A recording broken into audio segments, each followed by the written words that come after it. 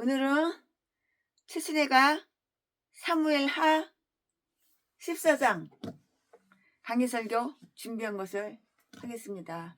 지금 나라가 공산주의에 거의 넘어갔어요. 70~80%, 80~90%가 공산국가에 공산주의에 거의 넘어갔어요. 근데 최순애가 이렇게 집회하는데 가보고 광화문 가보고 그러면은 대형교회 목사들은 한마디도 안 해. 한마디도. 이 대형교회 목사들은 처먹고 자빠졌다고 똥만 싸는지 짖지 못하는 개, 벙어리 개. 우리나라 공산국가 100% 되면은, 공산체제가 되면은 너희들 목사 노릇할 것 같으냐? 예배 드릴 것 같으냐 니네들? 이거 태양교회 이거 개목사들 짖지 못하는 개, 벙어리 개, 처먹고 똥만 싸고 쾌락이나 좋아하고 명예나 좋아하고 따뜻한 아르목에 볼기짝 깔고 자빠져 있겠지.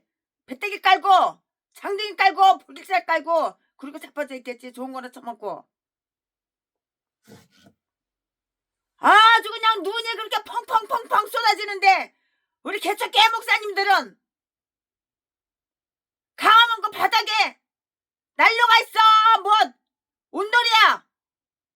그냥 그 냉바닥에 앉아가지고 눈 감아자가면서 비누 하나 얼굴에 이렇게 뒤집어 쓰고 철야를 하고 밤낮으로 나라를 지키는데 이 태양계 큰게 이 개목사들 짖지 못하는 개, 벙어리 개 차라리 칵 뒤집어버리는 게 낫지. 돈은 그냥 물쓰듯이 쓰고 우리 개척 개목사님들은 컵라면 하나 잡수시고 밤으로 낮으로 그렇게 애쓰시는데 우리나라 공산체제로 완전히 넘어가면은 어떻게 되는지 알아? 목사들 다 숙청당해. 숙청 다 뒤지는 거야. 너도 나도 다 뒤지는 거야.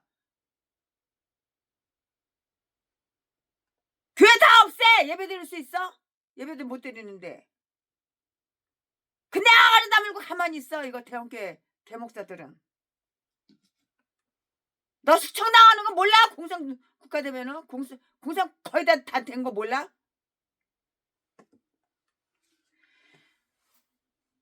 자, 지금부터 최순애가 사무엘하 14장을 강해설교 준비한 것을 하겠습니다. 우리는 사무엘하 13장 전장이죠. 그러니까는 우리는 전장에서 압살롬이 어떻게 부왕의 보호와 총회에서 스스로 이탈했는지 다 읽어봤어요. 말씀을 다 읽어봤잖아요. 성경 다 읽어봤잖아요.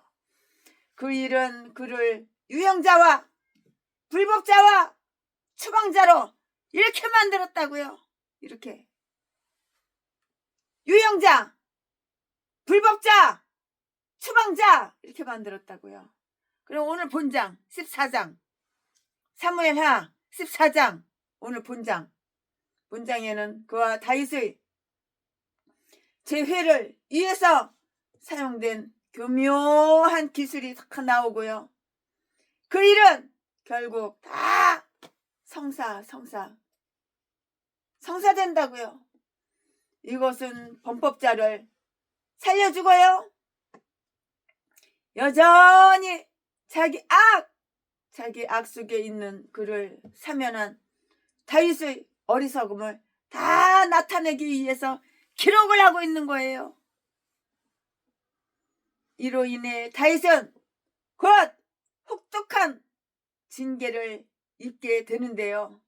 왜냐하면 압살롬은 천륜을 어기고 반역을 일으키기 때문인 거예요. 이 압살롬 이 새끼가 천륜을 어기고 반역을 일으키기 때문이라고요. 제 애비도 몰라봐. 애비를 죽이고 지가 왕자리 쓰려고 지 형도 죽였는데 암논 형도 죽였잖아. 요압은 드고아의 여인을 이용하여 다윗 앞에 이장된 소청을 제기한다고요. 그는 가부의 딱한 사정을 가장한 소청으로 다윗에게서 형제를 죽인 살인자에게 사형을 면제시키라는 그 판결을 다 이렇게 얻어내요. 1절부터 20절까지 이 판결을 이용해서 그는 다윗에게 압살롬을 예루살렘으로 데려오라는 그런 명령을 이렇게 얻어내요. 그러나 압살롬의 입걸은 금지된다고요. 21절부터 24절까지. 압살롬과 그의 가족에 대한 언급이 나온 다음 요압의 중재로 드디어 그가 다윗을 알현하고 다윗을 완전히 압살롬에 대한 노여움을 풀었다는 그 기사가 다 이렇게 저렇게 다 나와요. 이 말씀은 25절부터 33절까지 이렇게 기록이 되어 있는데요. 지금부터 설교 제목은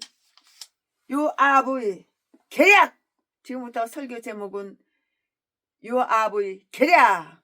지금부터 본문 말씀은 사무엘하 14장 1절부터 20절까지. 1절. 수르야의 아들 요압이 왕의 마음이 압살롬에게로 향한 줄 알고 드고아에 보내어 거기서 슬기 있는 여인 하나를 데려다가 이르되 청컨대 너는 상제된 것처럼 상복을 입고 기름을 바르지 말고 죽은 사람을 위하여 오래 슬퍼하는 여인같이 하고 3절 왕께 들어가서 여차히 말하라고 할 말을 그 입에 넣어주니라. 4절 드고아 여인이 왕께 구할 때에 얼굴을 땅에 대고 엎드려 가로되 왕이여 도우소서. 5절 왕이 저에게 이르되 무슨 일이냐 대답하되 나는 참 가부이니이다. 남편은 죽고 6절 아들 둘이 있더니 저희가 들에서 싸우나 말려줄 사람이 아무도 없으므로 저가 이를 쳐 죽인지라. 7절 온 족속이 일어나서 왕의 계집종 나를 핍박하여 말하기를 그 동생을 죽인 자를 내어 놓으라.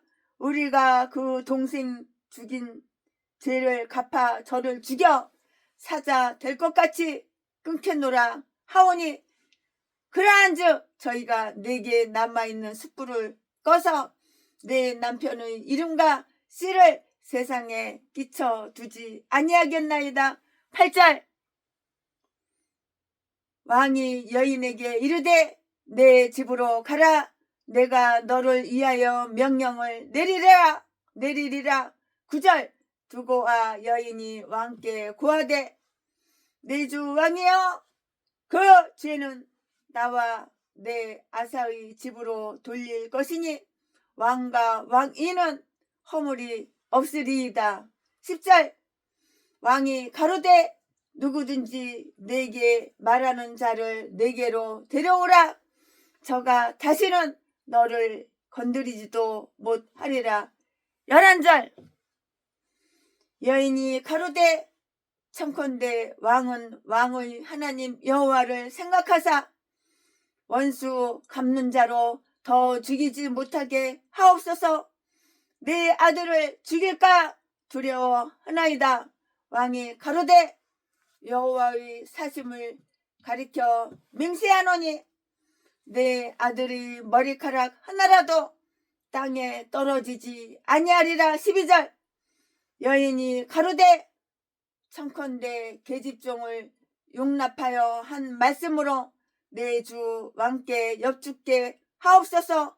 가로되 말하라. 13절 여인이 가로되 그러면 어찌하여 왕께서 하나님의 백성에게 대하여 이 같은 도모를 하셨나이까? 이 말씀을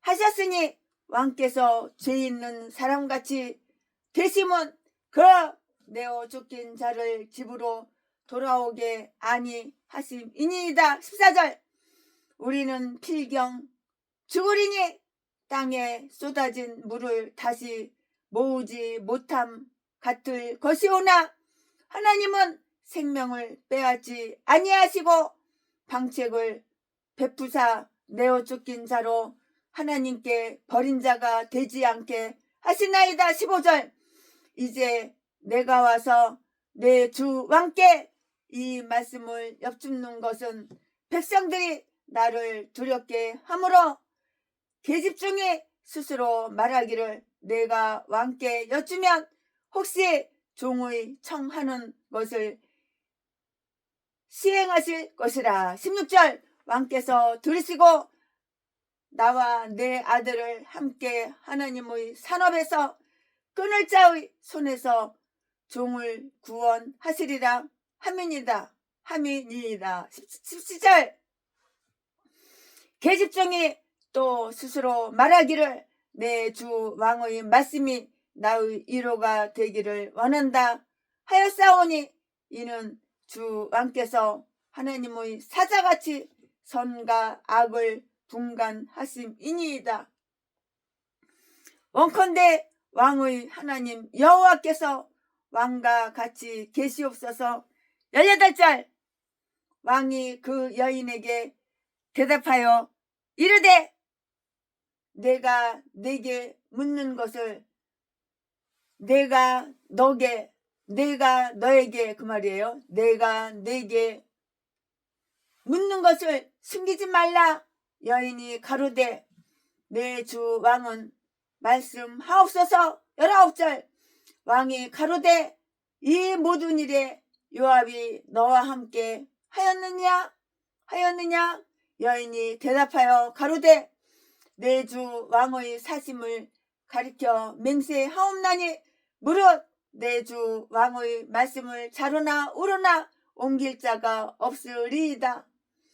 왕의 종 요압이 내게 명하였고 저가 이 모든 말을 왕의 계집종의 입에 넣어 주었사오니. 25절 이는 왕의 종 요압이 이 일의 형편을 변하려 하여 이렇게 함이니이다. 내 주 왕의 지혜는 하나님의 사자의 지혜와 같아서 땅에 있는 일을 다 아시나이다 하니라. 아멘. 이거 오늘 본문 말씀입니다. 이 본문 말씀 가지고 오늘도 강해실 설교를 하겠습니다. 할렐루야. 네, 이거 본문 말씀이에요. 본문 말씀 사무엘하 14장 1절부터 20절까지 읽어드렸어요. 그리고 지금부터 설교 제목은 요압의 계략이라고 그랬어요. 요압의 계략. 본문 말씀 제가 읽어드렸고요. 아멘. 네, 요압은 압살론을 추방했잖아요. 추방해서 이렇게 소환을 시키고요. 그의 범죄를 사면시키기 위해서 계략을 다 이렇게 저렇게 세워요. 이 말씀은 어디에 있냐면 1절에 있어요. 1절에. 요압은 직접 이 일에 동분서주예요. 이렇게 직접 그냥 막 바쁘다 바빠 동분서주 한다고요. 요압은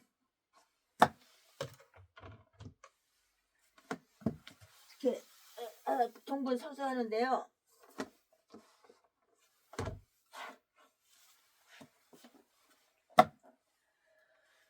요압은 직접 이 일에 동분서주하는데요. 그는 아첨하는 신하였어요. 아첨하는 신하. 그는 온갖 방법을 다 동원해서라도 자기 군주의 비위를 맞추고요. 왕의 그 총애를 조금이라도 더 얻어보려고 가진 애를 다 썼어. 애교도 떨었겠지. 별짓을 다 했겠지. 할 수 있는 거 다 했겠지. 그는 왕의 마음이 압살롬에게로 향한 줄 그렇게 알았어요. 그는 또 왕의 경로가 그치고 압살롬에게 대한 애정이 살아나 화해를 조정해 줄 사람, 곧 왕의 정의감을 손상시키지 않고요. 이 일을 주선할 사람이 필요하다는 것을 다 간파했어요. 다 간파한 거예요. 다 간파했다고요. 그는 아들에게 대한 다윗의 그리움이 지극하다는 것을 깨닫자 이 좋은 역할을 어떻게? 발벗고 나서요. 발벗고 나선다고. 그는 압살롬의 동조자였다고요. 그는 아마 압살롬에게 대해 아주 특별히 호의를 가지고 있었는데요. 압살롬 이 새끼가 뭐가 좋다고 호의를 특별히 갖고 있어. 최소한 그는 압살롬을 떠오르는 태양처럼 간주했을 것이고요. 압살롬의 그 마음에 드는 것이 그에게 이득이 되었다고요. 그는 다윗이 결국에 가서는 압살롬과 화해하리라는 것을 다 예견하고요. 자기가 이 일의 성사의 주역이 된다면 다윗과 압살롬 양인에게서 다 환영을 받을 것이라고 이렇게 생각을 했어요. 이렇게. 그는 국민의 복리를 염려하는 그러한 정치가였는데요. 그는 압살롬이 민중에게서 매우 인기를 얻고 있었다는 것을 잘 알았고요. 압살롬이 추방당해 있는 동안 다윗이 죽는다면은 압살롬이 지지파와 반대파 사이에 내전이 일어날지도 이렇게 몰랐는데요. 모든 이스라엘이 다 그를 사랑했지만 그의 범죄 사건에 대해서는 의견이 달라요. 이쪽 의견 달라고 저쪽 의견 달라요. 우리나라도 좌파하고 우파하고 의견이 완전히 반대잖아요. 여기도 그래요. 의견이 완전히 양분화되어 있는 거예요. 의견이 완전히 반대 양분화되어 있었다는 것은 정말 그건 가능한 일인데요. 그 역시 아브넬을 살해한 그러한 범죄자였어요. 아브넬을 지난번에 죽였잖아요. 그 아브넬을 살해한 범죄자였잖아요. 그는 피 흘리는 죄를 범했고요. 그 죄를 스스로 또 이렇게 의식을 하고 있었는데요. 의식을 하고 있었는데요. 그는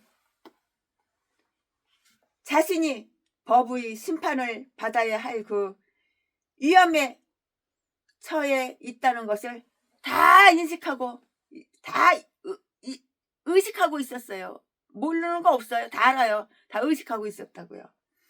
그러므로 그가 압살롬에게 대한 은총을 얻어낼 수가 있다면 자기의 형 면제는 확실해질 것이에요. 깜빡 가기는 싫고 감옥살이 오래 하기는 싫어. 형을 면제받는 거야. 확실해질 것이라고요. 그는 다소 비슷한 사건을 왕 앞에 제수함으로써 이 일을 이루려고 이렇게 도모하고요. 그가 이용한 여인은 이 일을 너무도 아주 교묘하게 해냈으므로 왕은 이것을 실제의 사건으로 이렇게 생각하고 나단의 비유 때처럼 이렇게 판결을 내렸는데요.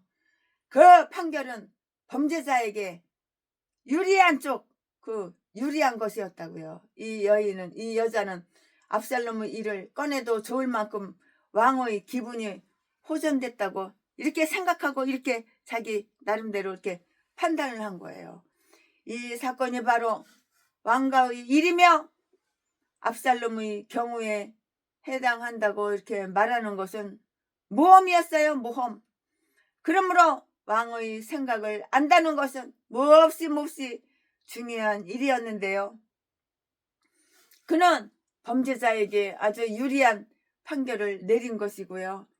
이 여인은 아마도 위장된 사건에 대한 그 왕의 판결이 아주 가혹한 경우에는 더 이상 말을 그냥 꺼내지도 않아. 더 이상 말을 꺼낼 필요도 없지만 말을 끄집어내지 말라고 이렇게 요압에게 지시를 받았다고요. 이렇게 고쳐주는 인간이 있어요. 그가 고용한 이 여인의 이름은 나오지가 않아요. 그래서 최순애는 이름을 모르는데요. 그냥 두고아의 여인이라고 이렇게 말할 수밖에 없어요. 두고아의 여인이라고 이렇게 말할 수밖에 없다고요. 이 여인은 그가 이런 일을 맡기기에는 적합하다고 이렇게 생각한 여인이었는데요. 그리고 다윗이 자기의 금시 초문을 이상하게 생각하지 않도록 하기 위해서는 장소도 멀찍이 두고아로 이렇게 잡아야 했을 것이고요.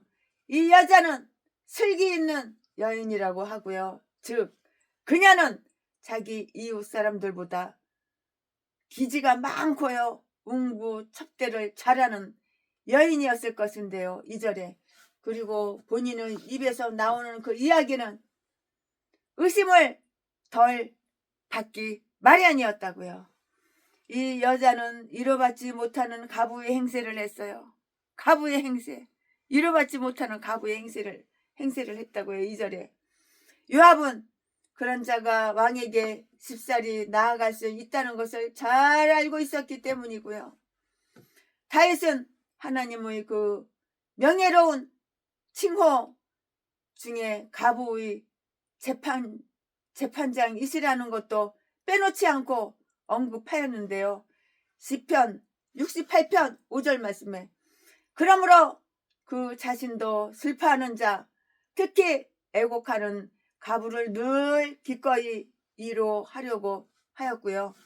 하나님의 기와 마음은 두말할 필요도 없이 이 세상에 가장 자비로운 군주의 귀나 마음보다 고통받는 자의 부르짖음에 대해서 훨씬 더 많이 열려 있다고요.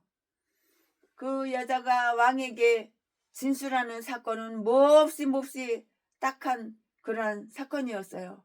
즉 법, 결과적으로 모든 하급 법원의 판결이 자기에게 불리하게 이렇게 적용되므로 그녀로서는 왕의 가슴속에 있는 최고 법원 외에는 구제받을 수 있는 기관이 없었다고요.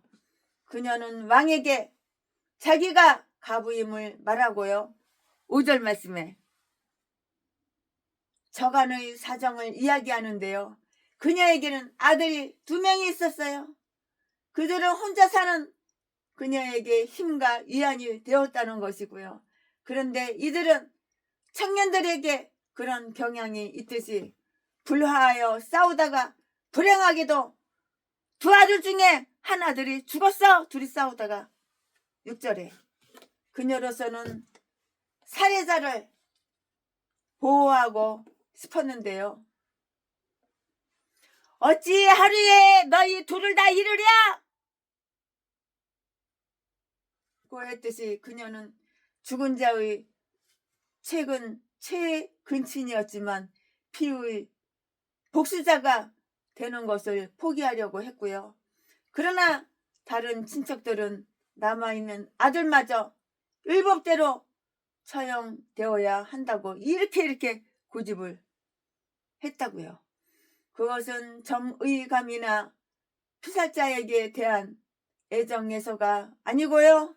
상속자를 죽임으로써 유산이 자기들 차지가 되게 하기 위해서였는데요. 그들은 아주 뻔뻔스럽게도 자기의 그 목적이 상속에 있다는 것을 시인했어요. 이렇게 함으로써 그들은 다음 2가지를 그냥 딱 잘라 끊고자 했고요. 그 여인은 이안 저희가 내게 남아있는 숯불을 끄겠나이다. 그들은 내 소년의 유일한 희망을 내게서 박탈하려 하나이다. 내 기쁨의 전부는 바로 이 한 아들에게 있는데 그들은 이것을 끊어버리려고 하나이다. 참 희망과 소망과 기쁨은 아들 새끼밖에 없는데 그걸 끊어버려. 그 남편에 대한 기억, 그의 가족은 완전히 멸절하게 될 것이며 저희는 내 남편의 이름과 씨를 세상에 끼쳐두지 아니하겠나이다. 7절 말씀에 그 남편에 대한 기억, 그의 가족은 완전히 멸절하게 될 것이며 저희는 내 남편의 이름과 씨를 세상에 끼쳐두지 아니하겠나이다. 7절 말씀. 왕은 이 여인에게 그의 은총과 아들의 보호를 약속했고요. 이 여인이 왕의 동정어린 양보를 어떻게 활용했는지 한번 살펴볼까요? 한번 살펴보자고요. 그 여인의 사정 이야기를 한번 들어보면 되겠죠. 듣자고요. 그러면은 그 여인의 사정 이야기를 한번 들어보자고요. 왕은 그 일을 고려해보고 명령을 내리겠다고 이렇게 약속을 해요. 8절 말씀에 그가 그녀의 소청을 즉 법대로 집행할지어다. 피는 피를 부르니 그대로 행하라. 피는 피를 부르는 거야. 피는 피를 부르는 거잖아요. 그러니까 그대로 그냥 행하는 거예요. 말로 일축하지 않은 것은 고무적인 그런 일이었어요. 그러나 왕은 이 여인의 탄원이 사실인지의 그 여부를 조사하기 위해서 시간적 여유를 다 이렇게 가지려고 하는데요.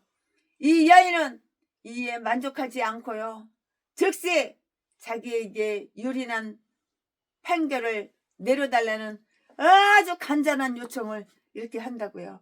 그녀는 만약에 사실이 자기의 주장과 달라서 결과적으로 그릇된 판결이 된다면 자기가 그 허물을 뒤집어 쓸 것이며 왕과 왕위는 허물이 없으리라 그렇게 말을 하는데요. 9절 말씀에 그녀가 아무리 이렇게 말하더라도 사건을 정당하게 심리하지 않고 판결을 내린다면 왕에게 책임이 없다고는 말하지 못할 것이었어요.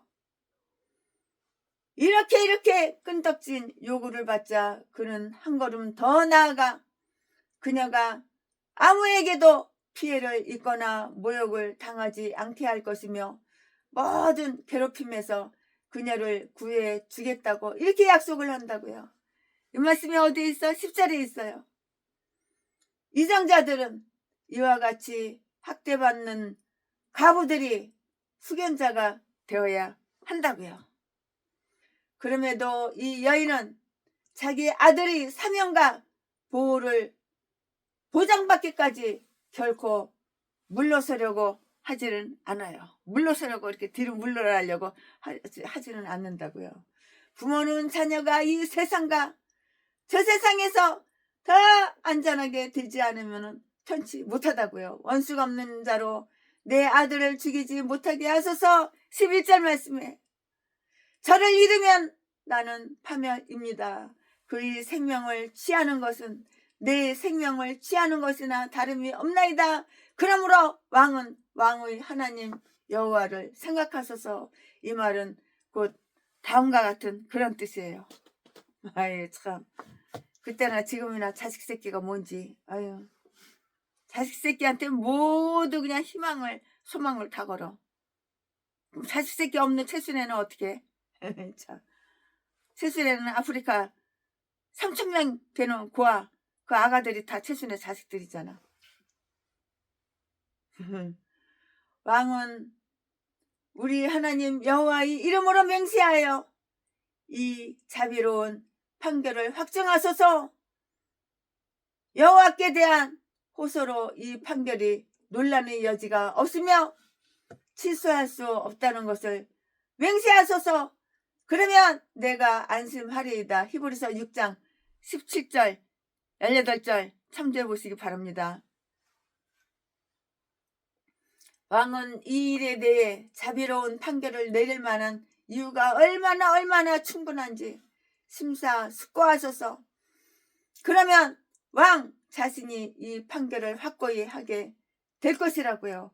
왕의 하나님 여호와께서 얼마나 은혜롭고 자비로우시며 죄인에게 대해 얼마나 오래 참으시는지 기억하소서. 그는 죄인에게 그들이 행위대로 갚지 않으시고요. 기꺼이 용서하시는 그런 분이시라고요. 그런 분이시라고요. 왕의 하나님 여호와께서 가인을 어떻게 살려 두셨는지 기억하소서. 그는 자기 형제를 살해했지만 하나님께서는 그를 원수 갚는 자들에게서 보호하지 않으셨나이까? 창세기 4장 15절 말씀에 왕의 하나님 여호와께서 우리아의 일로 당신께 용서하신 것을 기억하소서. 그런즉 자비를 얻는 왕이여 자비를 베푸소서. 우리 하나님 여호와를 기억하는 것보다 적절하고 강력한 자국죄는 없다는데 유의해 보자고요. 한번 유의해 보자고요.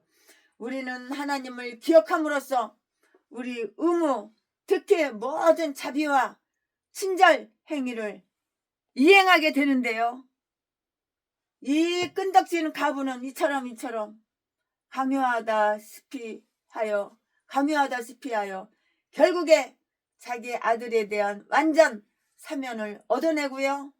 자기가 바라던 대로의 그 맹세로 그 사면을 인증시킨다고요. 여호와의 사심을 가리켜 맹세하노니 내 아들이 머리카락 하나도 땅에 떨어지지 아니하리라. 즉 내 아들이 이 일로 어떤 해도 입지 않도록 내가 조처하겠노라. 다윗의 아들 예수는 그의 보호에 의탁하는 모든 자들이 비록 그를 이에 죽음을 당할지라도 그들이 머리털 하나 상하지 않을 것이며 누가복음 21장 16절부터 18절까지 그들이 그를 이에 이를지언정 그로 말미암아 잃지는 않을 것이라고 이렇게 확실한 확언하셨다고요. 다윗이 이처럼 도피성도 보호하지 못할 살인자의 보호를 떠맡고 나선 일이 잘한 짓인지 아닌지 나는 거기에 대해서 말을 할 수가 없어요. 나는 말을 할 수가 없는데요. 그러나 그가 본 이 사건에는 가부를 측은히 여길 만한 이유도 크거니와 그 아들에게 유리한 판결을 내릴 만한 여지도 충분하게 있었는데요. 그는 자기 형제를 살해했지만 본래 미워함은 없었던 것이에요. 죽였는데 미워하지는 않는다 이 말이야. 말이 좀 이상하죠? 여호수아 20장 5절 말씀에 그 일은 갑작스런 도발에 발끈하여 일어난 사건이라고요. 아마도 자기의 정당 방위로 야기된 살인이었다고 이렇게 말을 할 수가 있는데요. 살인자 자신은 이 일을 말하지 않지만 재판관은 죄인의 정상을 충분하게 침착해야 했고요. 그러므로 이때는 자비가 공의와 심판을 이기고 기뻐하였던 것이라고요. 자, 사람을 죽였어. 근데 미워서 죽인 게 아니야. 그냥 욱하는 마음에 죽였다 그 말이야. 사건이 이처럼 여인의 아들에게 유리하도록 판결되었으므로 그것을 왕의 아들 압살롬에게 적용할 시기가 이르는 것인데요. 가면은 여기서 벗겨지기 시작하고요. 가면을 탁 쓰고 벗겨지기 시작하고요. 다른 장면이 또한 전개가 된다고요. 다른 장면이 겸손하게 탄원하던 그 여자는 갑자기 왕의 그 책망자, 왕의 최고 모사꾼,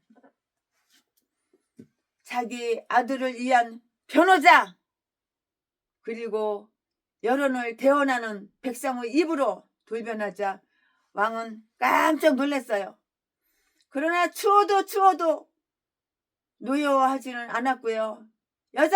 여인이 자기가 하려는 말에 대한 그 왕의 용서와 인내를 구하자 12절 말씀에 왕은 그녀의 재치와 익살이 마음에 들어서 그녀의 발언을 다 허락했어요. 여인은 압살롬의 경우가 사실상 자기가 소청한 아들의 경우와 동일하다는 그런 암시를 던졌는데요. 그러므로 왕이 형제를 살해한 여인의 아들을 보호하려고 한다면 하물며 자기 아들 압살롬을 보호하고 내어 쫓긴 자를 집으로 돌아오게 하는 일이야 더 당연하지 않겠는가? 13절 말씀에 즉 이름만 바꾸면 그 이야기하는 바로 너 이야기야 내 이야기라고요. 여인은 압살롬이라고 지칭하지 않고요. 그의 이름을 들먹을 필요도 없었는데요. 다윗은 압살롬을 너무나 그리워하고 이 새끼가 아버지를 배반하는데 이제 머지않아서 배반하는데 이런 새끼를 그리워해. 그래도 내 새끼라고 그리워하는 거야. 너무너무 생각하고 있었기에 여인의 내어 쫓긴 자란 말을 곧 알아차렸던 것이고요. 그 한마디 말 속에는 왕의 인자한 마음을 휘어잡을 수 있는 그런 설득력이 있었다고요. 그는 추방당에서 3년 동안 수치와 공포 그리고 추방에 따르는 온갖 고생을 다 겪나이다. 물론 그런 자에게는 이런 벌이 족하다고요. 족합니다. 그러나 그는 왕의 내어 쫓긴 자입니다. 당신의 아들이며 당신 자신의 일부이며 당신이 사랑하는 자식입니다. 압살롬의 경우는 사실 여인이 소청하던 사건과 판이에요. 똑같지가 않아요. 판이하다고요. 압살롬은 홧김에 살인한 것이 아니고요. 묵혀있는 그 원한에서 악한 마음, 악한 뜻을 품고 계획적으로 살해를 했잖아요. 증인도 없는 들판에서 사람을 죽인 것이 아니고요. 잔치에 청함을 받은 모든 손들 면전에서 죽였잖아요. 압살롬은 여인의 아들과 달리 독자가 아니었잖아요. 다윗에게서는 더 많은 아들이 있었으며 늦게 태어난 아이는 압살롬보다 왕의 후계자가 될 가능성이 더 많았는데요. 왜냐하면 그는 하나님께 사랑을 받았으므로 여디디아라 불리운 까닭이고요. 그러나 다윗은 두 경우의 불일치점을 눈여겨보기에는 너무나 그리움으로 가득 차 있었다고요. 그는 자기 아들에게 유리한 판결을 얻으려던 여인의 심정보다 더 간절히 압살롬의 사면을 이렇게 원하고 있었다고요. 그는 여인의 아들에 대해서는 아주 유리한 판결을 내렸었는데요. 여인은 이를 들어 왕에게 논하며 압살롬에 대한 추방의 철회와 사명과 이전의 은총으로 받아들일 것을 다 설득을 하는 거예요. 여인은 이스라엘 백성에게 대한 영향을 들어 변론하는데요. 그에게 불리한 일은 하나님의 백성에게 아주 불리한 것이 되는 거예요. 그들은 그를 왕위 계승자로 보고 있고요. 적어도 그들은 언약을 맺은 다윗 집안 전체를 다 이렇게 저렇게 주시하고 있어요. 적어도 그들은 언약을 맺은 다윗 집안 전체를 주시하고 있고요. 그들은 한창 꽃 피울 때 가지가 많이 꺾어져 다윗가가 위축되고 쇠퇴하는 것은 순순히 보려고 하지 않았다고요. 그러므로 왕께서 이 말씀을 하셨으니 죄 있는 사람같이 되시나이다. 왕께서 내 남편의 이름과 기념이 끊어지지 않도록 조처하겠다고 하시면서 우리들 수만 명보다 귀중한 왕의 소생이 위험 속에 있는데도 전혀 관심을 갖지 않으시니 말입니다. 여인은 인간의 생명을 들어 변론한다고요. 14절에 우리는 필경 죽으리니 우리의 죽음은 예정되어 있나이다. 우리는 그것을 피할 수도 없고 연기할 수도 없나이다. 우리는 누구나 필연적으로 죽어야 할 생명 아래 있나이다. 우리는 죽으면 땅에 쏟아진 물처럼 다시 모을 수도 없나이다. 아니, 우리가 살아있는 동안에도 그렇습니다. 우리가 우리의 불멸성을 상실하면 회복이 불가능한 거예요. 이제는 설사 압살롬의 손에 죽지 않았다고 하더라도 암놈은 언젠가는 뒤져야 할 몸이야. 그렇게 악한 짓을 하는데 심판하지. 하나님이 죽이지 안 죽일 것 같아? 언젠가는 뒤져야 할 놈이야. 지 여동생을 따먹었는데 이 새끼가 그러고 나서 내쫓아버렸는데 문을 잠가버리고 문 열어주지도 말라 그러고 그렇게 미워했는데 따쳐먹고 나서는 그렇게 미워했는데 이 새끼가 이게 오빠야 이게? 오빠라는 새끼가 이래? 이게 형제야 이게? 한 아버지에서 나온 형제야? 물론 배다른 형제지만 잘 뒤진 거야. 압살롬이 잘 죽인 거야. 암논 이 새끼를 잘 죽인 거야. 술 잔뜩 처먹여가지고 자기 뒤지는지 눈치도 못 채게 하고 죽였는데 잘 뒤진 거야. 설사 압살롬의 손에 죽지 않았다 하더라도 암논은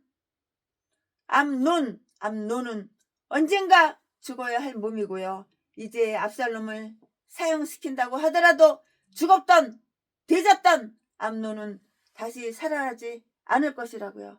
뒤진 놈이 다시 살아나? 안 살아나지. 이것은 빈약한 논리이며 살인자의 처벌을 막는데 별 도움이 되지 못할 그러한 말이었다고요. 그러나 이 말로써 보건대 암논은 민중에게 거의 존경을 받지 못하였고요. 그의 죽음을 슬퍼한 자도 많지 않았는데요.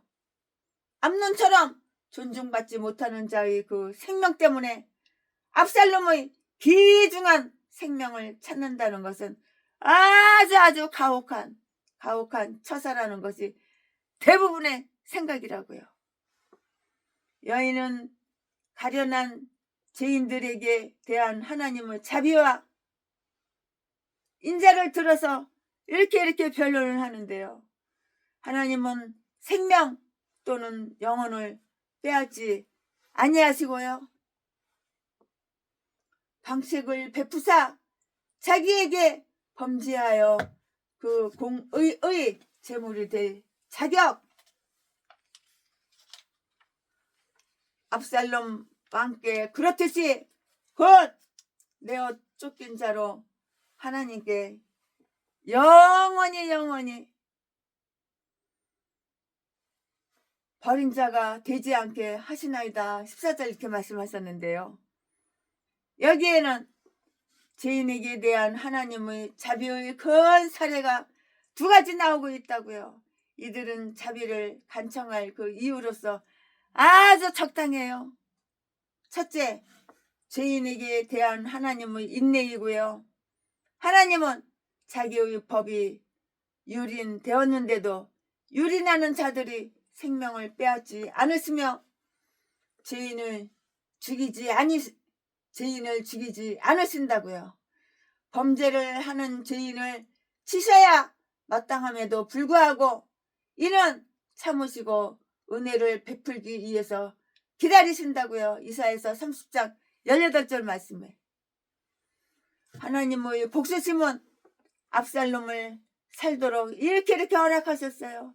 그런데 다윗의 정의감은 그런데 다윗의 정의감은 왜 압살롬을 살리려 하지 않았는가?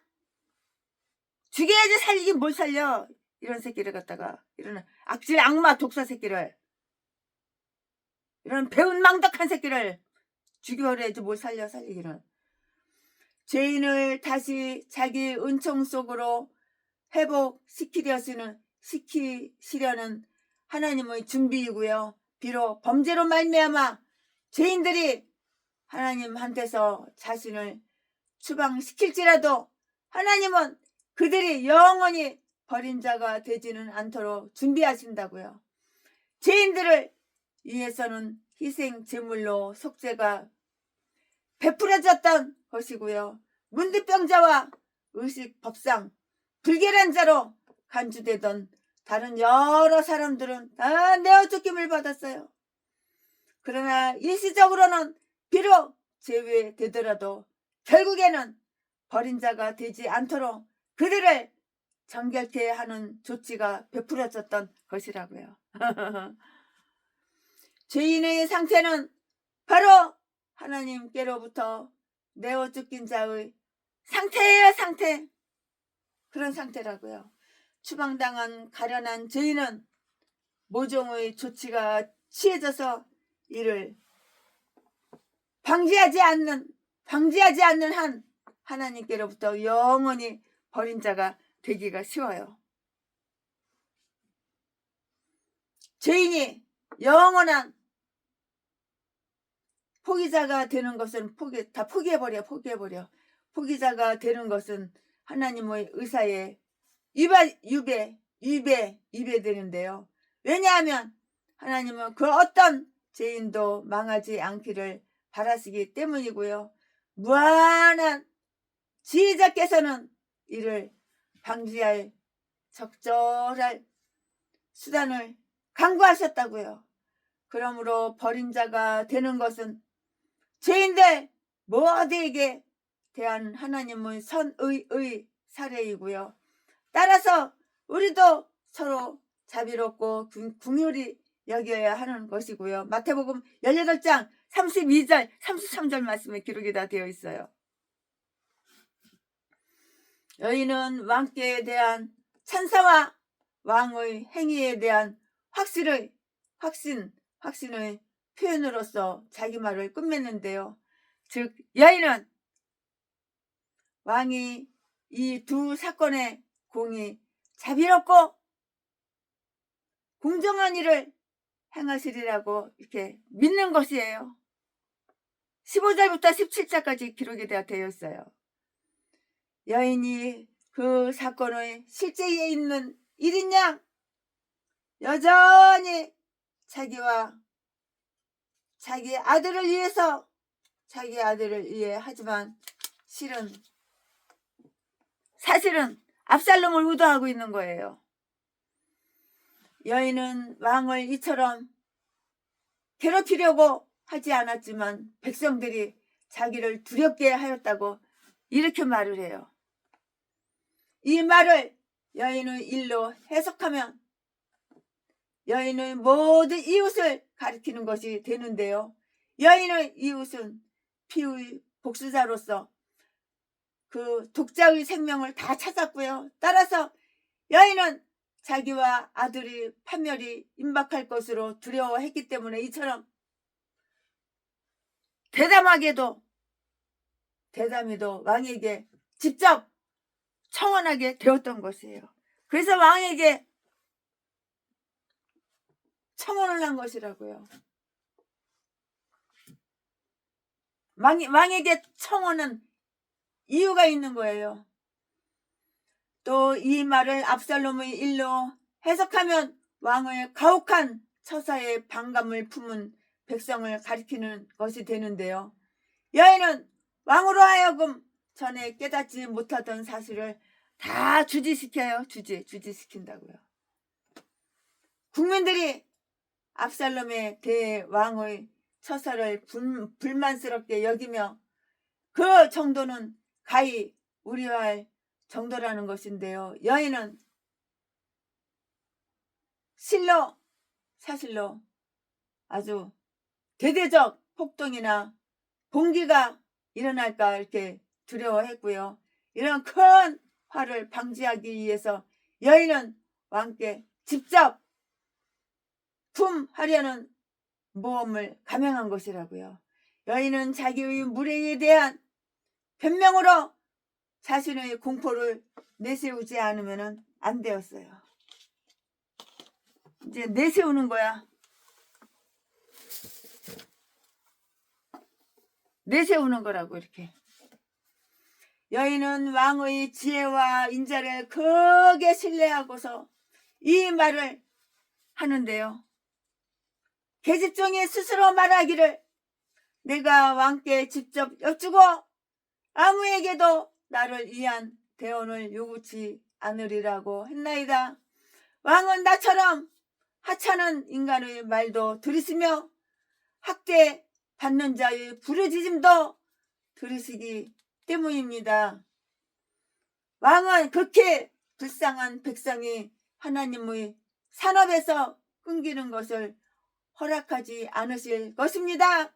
하나님의 산업에서 끊긴 자는 곧 압살롬처럼 이스라엘 땅에서 추방되어 무할례자 중에서 보호처를 구하는 자이며 압살롬의 경우 그보다 더 악하다고요. 더 악하다고요.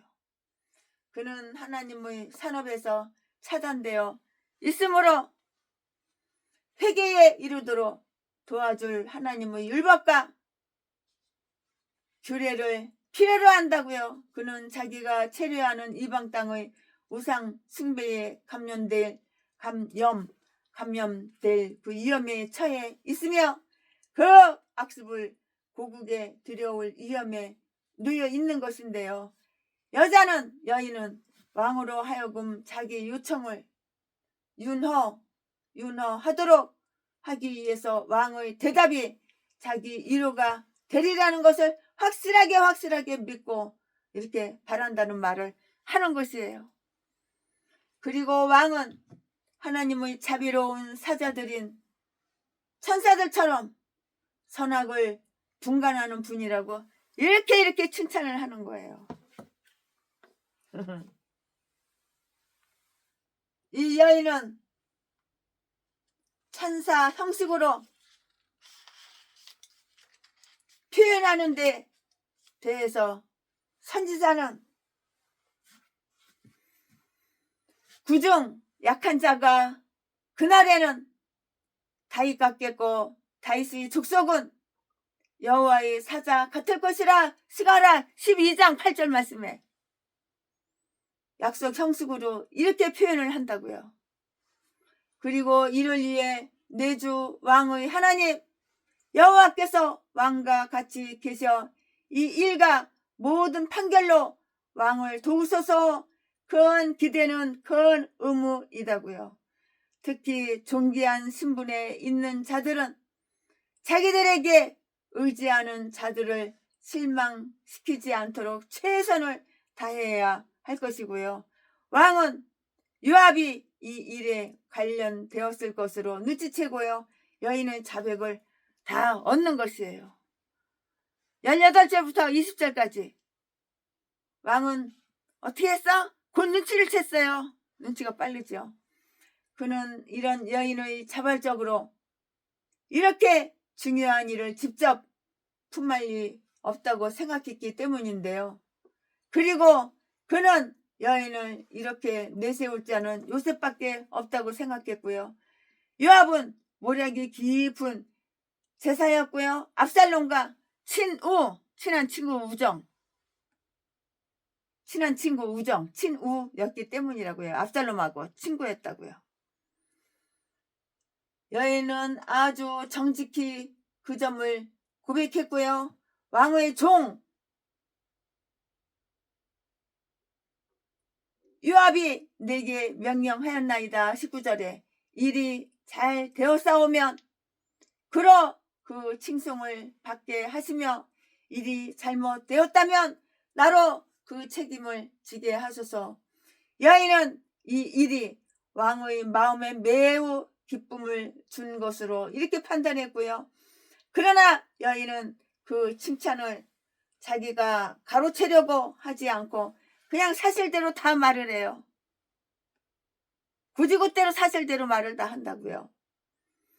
이것은 우리에게 본이 된다고요. 우리는 교묘한 조작극,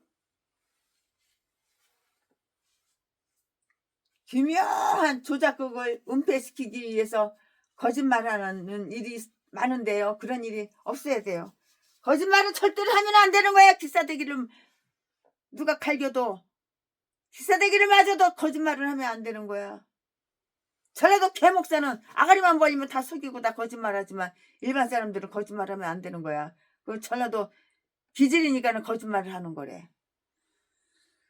아멘. 지금부터는 설교 제목이 바뀌어요. 본문 말씀이 바뀌어요. 지금부터 설교 제목은 압살롬의 귀한. 지금부터 본문 말씀은 사무엘하 14장 21절부터 27절까지 21절. 왕이 요압에 이르되 내가 이 일을 허락하였으니 가서 소년 압살롬을 데려오라. 22절. 요압이 땅에 엎드려 절하고 왕을 위하여 복을 빌고 가로되 내 주 왕이여 종의 구함을 허락하시니 종이 왕 앞에서 은혜 받은 줄을 오늘날 아나이다 하고 23절 23절. 일어나 그 술로 가서 압살롬을 데리고 예루살렘으로 오니 24절.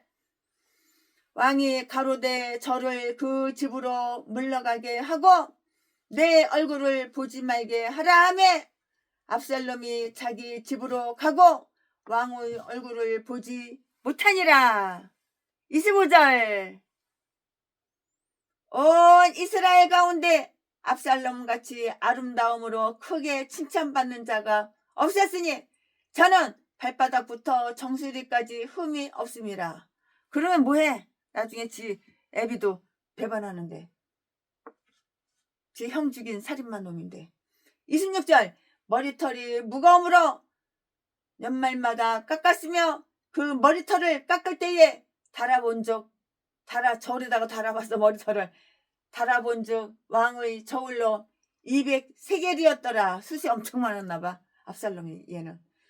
27절. 압살롬이 아들 셋과 딸 하나를 낳았는데 압살롬이 장가가서 아들 셋 낳고 딸 하나 낳았는데 딸의 이름은 다말이라.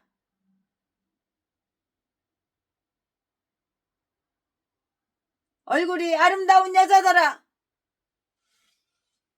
아멘. 이거 본문 말씀입니다. 이 본문 말씀 가지고 또 나머지 강의 설교를 쭉쭉쭉쭉 이어서 하겠습니다. 압살롬을 데려오라는 명령이 떨어져요. 여인이 다윗에게 가져온 그 일은 왕의 마음을 흔쾌히 하였고요. 또 여인의 일처리는 너무도 능숙하고 놀라워서 다윗은 요압에게 아주 친절하게 이렇게 말을 한다고요. 가서 소년 압살롬을 데려오라. 21절.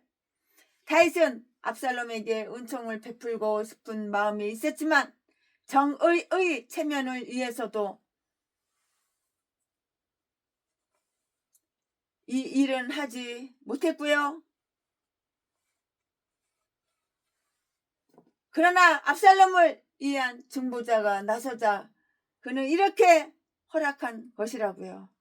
이것은 하나님의 은혜로우신 방법을 설명하는데 도움이 될 수가 있고요. 사실 하나님은 죄인이 망하는 것을 즐거워하시지 않으시며 불쌍한 죄인을 긍휼히 여기실 생각이 있으시다고요. 그렇지만 그는 중보자를 통해서 그들과 화해하시며 중보자께서는 그들을 위해 하나님께 대언하시는 것이라고요. 하나님께서는 중보자에게 가서 저들을 다시 데려오라고 이렇게 명령하셨는데요. 하나님은 그리스도 안에서 세상을 자기에게 화목하게 이렇게 하셨고요.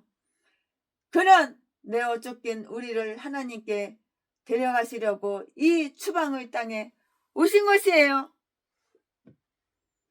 이런 명령을 받은 요압의 행동은 다음과 같아요. 그러면 그 다음과 같은 행동이 뭐냐? 최순애가 지금부터 설명을 강해설교 쭉쭉쭉쭉 이어서 다 해드리고 설명을 해드릴 거예요. 왕에게 치하한다고요. 왕에게 치하.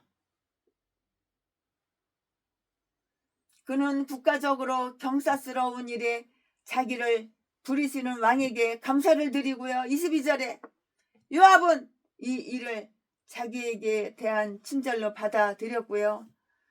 그가 범한 살인죄를 묻지 않겠다는 왕의 의사를 표시로 이렇게 간주했어요. 그러나 그가 만약 그런 뜻으로 말한 것이라면 그것은 정상이 아니고 오산이에요. 오산. 열왕기상 2장 5절 6절에 다 기록이 되어 있어요. 다윗의 명령을 지체 없이 실행한다고요. 그는 압살롬을 예루살렘으로 데리고 왔고요. 23절에 나는 다윗이 어떻게 고대 율법의 시행을 유예시키고도 괜찮은지 알 수 없는데요. 무릇 사람의 피를 흘리면 사람이 그 피를 흘릴 것이고요. 창세기 9장 6절 말씀에 의로운 이정자는 자기 형제라도 아른 채 말며 자기 자녀라도 모르는 것이 고대 법이었던 것인데요.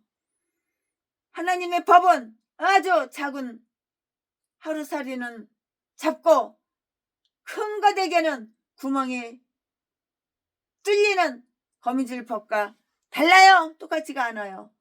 다윗은 미련하게도 국률심으로 압살롬을 살려두었지만 하나님께서는 그를 다윗의 책직으로 되게 하신 것은 지당하다고요. 하나님께서 압살롬을 다윗을 때리는 책직으로 이렇게 사용하셨다고 사용하셨어. 지앱이 다윗을 몽둥이로 패는 그런 책직으로 사용하셨다고요. 압살롬 이 아들 새끼를. 누가? 하나님이. 다 하나님이 하시는 거예요. 좋은 일도 나쁜 일도 다 하나님이 하시는 거야. 그러니까 죄를 지으면 벌을 받는 거야.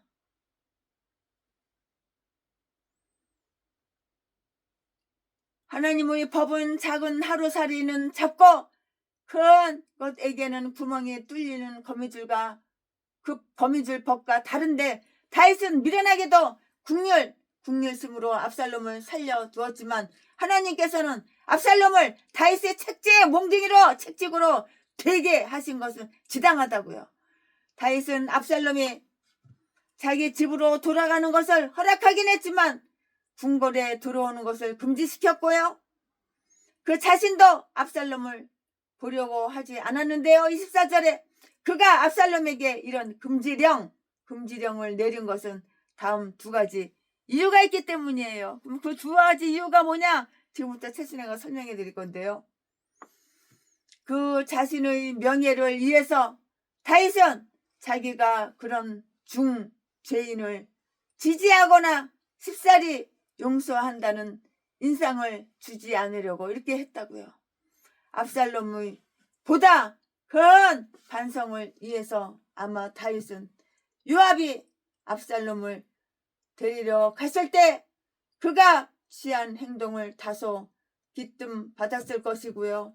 그 말 속에는 압살롬이 진심으로 회개하지 않았다고 생각할 만한 점이 너무너무 많았을 것인데요. 그러므로 다윗은 자기의 노여움이 풀리지 않았다는 표시로 이런 조치를 취한 것이라고요. 이는 압살롬으로 하여금 새삼스럽게 자기 죄를 깨닫고 그것을 슬퍼함으로써 하나님과 화해를 이루도록 하기 위해서였다고요. 그런 점만 눈에 띄면 두말할 것도 없이 기꺼이 다시 자기 운총 속으로 받아들이려고 하는 그러한 다윗이었다고요. 여기에는 압살롬에 대한 설명이 다 나와요. 압살롬의 지혜와 경건에 관한 설명은 한마디도 없는데요. 그는 그토록 독실한 아버지의 아들이었지만 우리는 그의 신앙에 관한 언급을 전혀 찾아볼 수가 없고요. 부모는 자식에게 좋은 교육을 시킬 수는 있지만 은혜를 전해주지는 못한다고요. 압살롬에 관한 기록은 다음과 같아요. 그러면 그 다음에 뭐냐? 그는 매우 수리한 사람이었어요. 모든 이스라엘 사람 중에서 아름다움으로 그에게 필적할 만한 사람은 없었다고요. 아직까지 없었어. 25절에. 그러나 고귀한 전미라곤 전혀 없는 자를 칭찬한다는 것은 아주 초라한 칭찬에 지나지 않는 것이에요. 초라한 칭찬.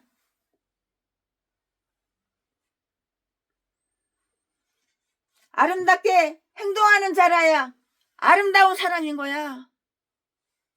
아름답고 균형 잡힌 몸매 속에 오염되고 아주 흉측스러운 영혼이 기거하는 얘는 허다해요. 허다해. 전라도 개목사도처럼. 겉모습은 비단 뱀이야. 뱀. 속은 뱀이고 구렁이야. 근데 겉모습은 비단이야. 반질반질해. 키 커. 잘생겼어. 생글생글 웃어. 아주 말을 갖다가 가짜가 진짜보다 더 말을 잘해. 그러니까 사람들이 다 속아 넘어가. 강도질이나 하고 도둑질하고 이런 개 싼 것들이 목사야. 목사. 전라도 개목사. 제비새끼. 균형 잡힌 몸매 속에 오염되고 흉측스러운 영혼이 기거하는 얘는 허다하다고 전라도 개목사들 다야. 다 100%야. 100%. 피로 얼룩지고 자기 아버지와 군주께에 대한 불만으로 일그러진 압살롬의 경우가 바로 그 증거라고. 증거.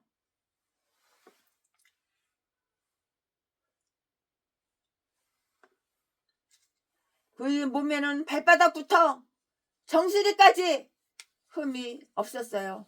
그러나 그의 마음은 상처와 흠투성이었다고요.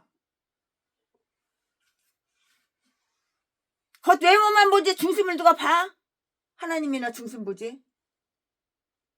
아마 다윗이 그를 그다지도 사랑하고 공의를 어겨가면서 그를 보호하려는 이유 중 하나는 바로 그의 아름다움이었을 것이고요. 자녀의 미덕보다 자녀의 아름다움을 더 기뻐하는 자는 자녀로 인해서 고통당할 것을 염려할 만한 이유가 있는 자들이라고요. 그의 머리털은 매우 많고 아름다웠어요. 길이나 빛깔 때문이든 아니면 특별히 부드러워서든 그의 머리털에는 그를 돋보이게 하는 그런 점이 있었다고요. 26절에. 그의 머리털에 대한 이런 주목은 나시린의 머리털. 그는 그의 엄격한 생활과 거리가 먼 사람이었는데요. 멋쟁이 머리털로서 말하고 있는 것이고요. 그는 머리털이 자기에게 부담이 되고 무거워질 때까지 그냥 길렀어요. 머리털이. 머리 안 깎고 그냥 길렀다고요. 그는 견딜 수 있을 때까지 머리를 길렀고요. 잘난 체 하려고 추위도 더위도 아랑곳하지 않고 여자들처럼 그는 자랑하기 위해서 아무리 불편하더라도 자기 머리털에 대해서 불평하지 않고 머리를 그냥 기른 거예요. 엄청나게 길게 길었어요. 그는 연말마다 머리털을 깎았는데요. 1년에 한 번 연말마다 머리털을 깎았는데요. 그는 뽐내기 위해서 그것을 달았다고요. 이는 자기 머리털이 이 압살롬이 머리털 절대 안 깎는 거야. 이발소 가서 이발 안 해. 머리 안 깎어. 자랑하려고. 그는 뽐내기 위해서 그것을 달았고요. 그는 자기 머리털이 남의 머리털보다 얼마나 월등한지를 과시하기 위해서였는데요. 그 무게는 200세겔이었고요. 우리 무게로 말하자면 한 300파운드 온스에 해당하는데요. 그 머리털에 기름과 금가루를 뿌리는 것이 그 당시에 유행이었다고 한다면 머리털의 무게가 이렇게 나간다는 것도 믿지 못할 일은 아니라고요. 머리숱이 얼마나 많은지 머리털이 저울에 달아보니까 무거워. 그가 아이를 낳기까지는 상당한 기간이 경과했을 법하고요. 그리고 그는 자기 이름을 전할 아들이 없음을 한탄하여 비석을 세웠다는 것. 18장 18절도 바로 이때였을 것인데요. 그 뒤에 가서야 그는 아들 셋과 딸 하나를 두게 되었다고요. 27절에 아들 3명을 낳고 딸 1명을 낳았어요. 나중에 압살롬이 27절에 그렇지 않으면 그가 모반을 준비하고 있는 그 동안 그는 세 아들은 하나님의 의로우신 손에 다 이렇게 멸절 당해 버렸으므로 그는 그 기념비를 세웠을 것이라고요. 아멘. 지금부터는 설교 제목이 바뀌어요. 본문 말씀이 바뀌어요. 지금부터 설교 제목은 압살롬의 알현. 지금부터 설교 제목은 압살롬의 알현. 지금부터 본문 말씀은 사무엘하 14장 28절부터 33절까지 28절. 압살롬이 이태 동안을 예루살렘에 있으되 형의 얼굴을 보지 못하였으므로 29절 요압을 왕께 보내려 하여 사람을 보내어 부르되 오지 아니하고 또다시 보내되 오지 아니하고 또다시 보내되 오지 아니하는지라. 30절 압살롬이 그 종에게 이르되 보라 요압의 밭이 내 밭 근처에 있고 거기 보리가 있으니 가서 불을 놓으라. 압살롬의 종들이 그 밭에 불을 놓았더니 31절 요압이 일어나 압살롬의 집으로 와서 압살롬에게 이르되 어찌하여 내 종들이 내 밭에 불을 놓았느냐. 32절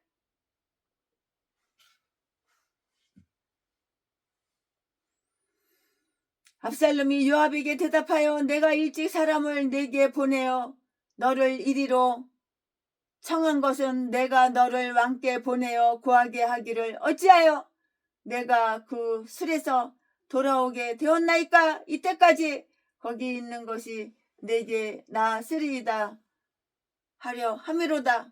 이제는 내가 나로 왕의 얼굴을 보게 하라. 내가 만일 죄가 있으면 왕이 나를 죽이시는 것이 가하니이다. 33절 요압이 왕께 나아가서 그 말을 구하매 왕이 압살롬을 부르니 저가 왕께 나아가 그 앞에서 얼굴을 땅에 대어 절하매 왕이 압살롬과 입을 맞추니라. 아멘. 이거 오늘 본문 말씀입니다. 이 본문 말씀 가지고 또 나머지 설교, 강의 설교 쭉쭉쭉쭉 이어서 할 건데요. 네, 압살롬은 3년간 그 술에서 망명자 노릇을 했고요. 고국의 그 본가에서 2년 동안 죄인 노릇을 했어요. 그러나 그는 마땅히 받을 벌보다 훨씬 더 가벼운 처벌을 받은 셈인데요. 그럼에도 그의 마음은 여전히 겸비하지 않았고요. 겸손하지 않았고요. 교만심은 아주 교만한 그 마음은 억제되지 않았다고요. 더럽게도 교만해. 목숨을 살려준 데 대해 감사하기는커녕 오히려 그는 이전의 모든 지위로 회복되지 않은 것을 아주 원통하고 부당한 대우로 생각했다고. 이렇게 건방지고 이렇게 싸가지 없는 놈이야. 압살롬이 이놈이. 이름도 압살롬. 목숨을 살려준 데에 대해서 감사하기는커녕 오히려 그는 이전의 모든 지위로 회복되지 않은 것을 아주 원통하고 부당한 대우로 생각했다고요. 만약에 그가 진심으로 회개했다면 궁중의 연락으로부터 멀리 떠나 자기 집에서 홀로 응거하는 것을 매우 즐거워했을 것인데요. 더구나 예루살렘은 거룩한 도성이 아니었던가? 살인자가 살아남으려면 영영 모습을 감추고 응거해야 할 것이 아닌가? 그러나 압살롬은 이 공정한 은인자 중을 견디지 못하였고요. 그는 왕 앞의 알현을 갈망했다고요. 갈망. 그는 자기가 왕을 사랑하기 때문에 알현을 동경한다고 이렇게 주장했지만 사실은 달라. 아가리만 벌리면 사기치고 거짓말하고 전라도 개목사처럼 제비새끼처럼. 사실은 다윗의 자리를 찬탈하려고, 다윗의 왕자리를 찬탈하려고 속다르고 겉달라.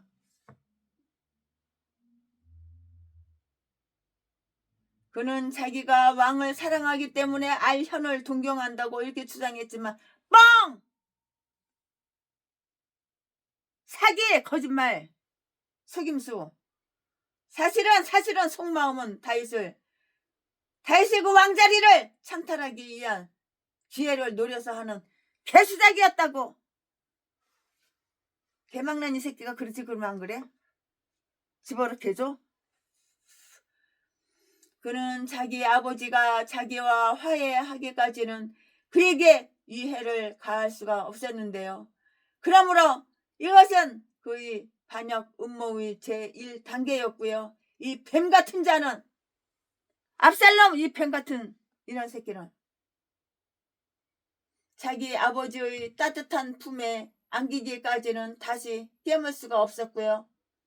그는 소기의 목적을 달성하는데요. 그러나 순종을 가장하고 계심을 약속함으로써 달성하는 것이 아니고요. 타인을 모욕하고 가해함으로써 자기 뜻을 다 이루는 것이에요. 요압에게 무례히 행함으로써 그는 그러하여금 자기를 이해 중재에 나서게 하는데요. 그는 요압이 자기에게 오기를 꺼리자 몇 번이고 사람을 보내서 이야기할 게 있으니 좀 와달라고 이렇게 청한다고요. 그러나 요압은 좀채로 오려고 하지 않는데요. 29절에 이는 아마 압살롬이 요압의 친절 행위를 인정하려고 하지 않았기 때문이고요. 요압은 그를 예루살렘으로 데려오기까지 그에게 무척 고맙게 해주었다고요. 요압은 압살롬이 그 고마움에 대해서 마땅히 감사해야 한다고 이렇게 생각했지만 압살롬이 그 고마움에 대해서 마땅히 감사해야 한다고 생각했지만 압살롬은 이것을 시인하지 않았던 것이라고요. 자부심이 강한 사람은 자기에게 베푼 봉사를 빚으로 생각한다고요. 빚진 것으로 생각한다고요. 우리가 압살롬의 경우였다면 당연히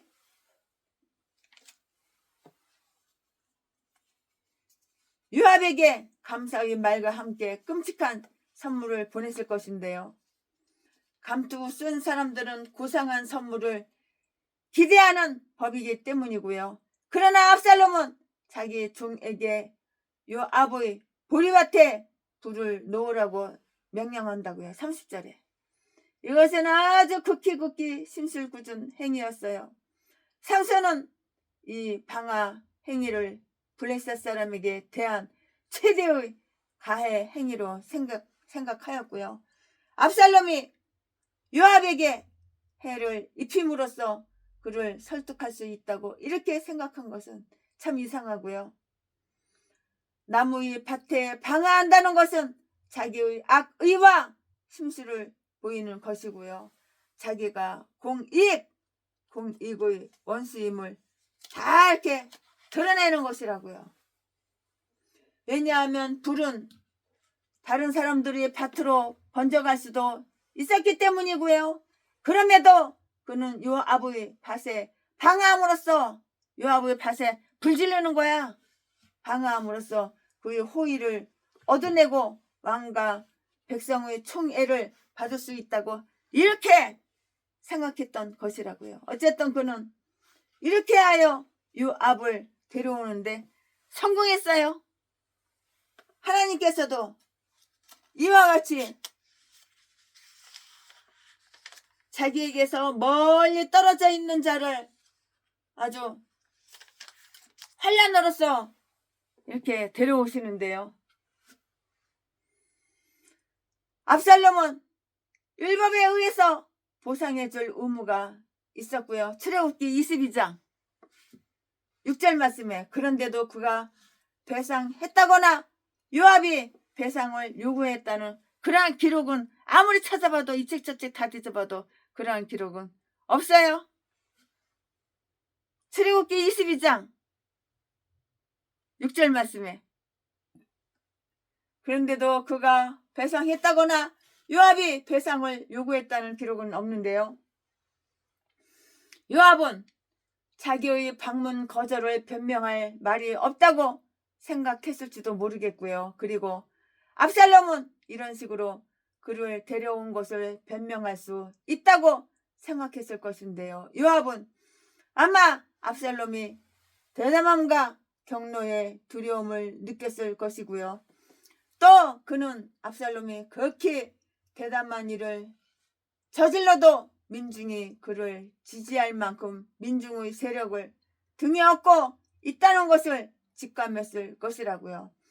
요압은 이제 이 피해를 참을 뿐만이 아니라 압살롬의 일로 왕에게 가기까지 하는데요. 이업과 고압적 자세는 얼마나 대단한지 조심조심 유의 하자고요. 그는 오만 불손한 전언을 왕께 드려 자기의 지위를 되찾고 왕과 대면하게 되며 왕의 추밀 고문이 된다고요. 에스더 1장 14절 말씀에 그의 정갈은 오만 불손했고요. 주제 넘었고요. 자식이나 신하로서 할 말이 아니었고요. 32절에 그는 자기를 추방해서 소환하고요. 그의 집, 그것도 예루살렘에 있는 자기 집으로 복귀시키는 왕의 그 은총을 가소 평가했다고요. 어찌하여 내가 그 술에서 돌아오게 되었나이까? 그는 자신의 범죄가 극히 악명 높은 것임에도 불구하고 그것을 부인하고 있는데요. 그는 자기에게 죄가 있었다는 것을 인정하려 들지 않는데요. 그는 따라서 자기가 받고 있는 견책이 부당하다는 것을 시사해요. 시사. 그는 왕의 공의를 무시하며 왕이 나를 죽일 의향이 있으면 죽이라고 하라는 그런 뜻으로 말을 한다고요. 그가 이렇게 하는 것은 왕이 그를 너무너무 사랑하기 때문에 죽일 수 없다는 것을 알아요. 다 알아요. 그러니까 그러는 거예요. 다 알고 있기 때문이에요. 그러나 그는 이 정갈로서 수기의 성과를 거두었다고요. 33절에 다윗은 압살롬을 너무너무 사랑하는 나머지 이 모든 말이 아버지에게 대한 존경과 은총의 갈구를 나타내는 것으로 이렇게 해석을 한 거예요. 이 말들은 전혀 반대로 그러나 반대로 해석을 해야만 했다고. 즉 이 말들은 전혀 반대로 해석해야 할 언어이니 이 얼마나 슬퍼요. 다 반대인데 참 순진하기는 다윗도 순진해. 지혜롭고 선량한 부모라도 맹목적으로 자녀를 사랑할 때는 얼마나 쉽사리 자식한테 다 속아 넘어가. 다 속아 넘어가는지 조심하고 유의해야 하는 거예요. 만일 에브라임이 스스로 슬퍼하면 하나님께서도 곧 그와 같이 슬퍼하며 아버지 온갖 자의 어린 말로 이루하실 것인데요.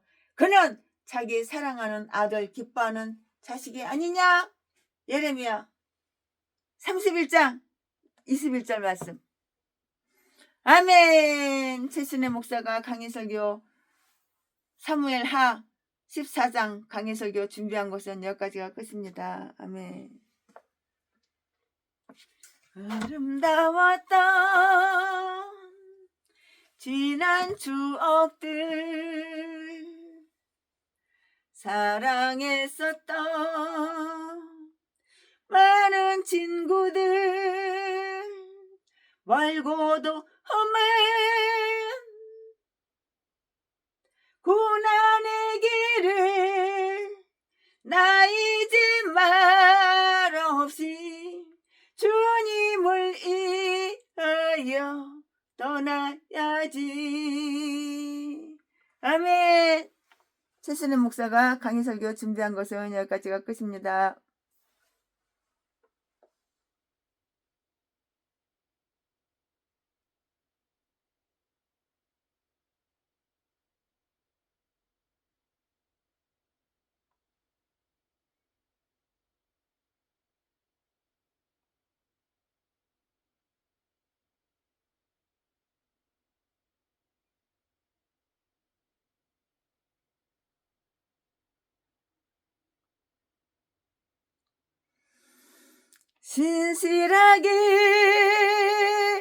진실하게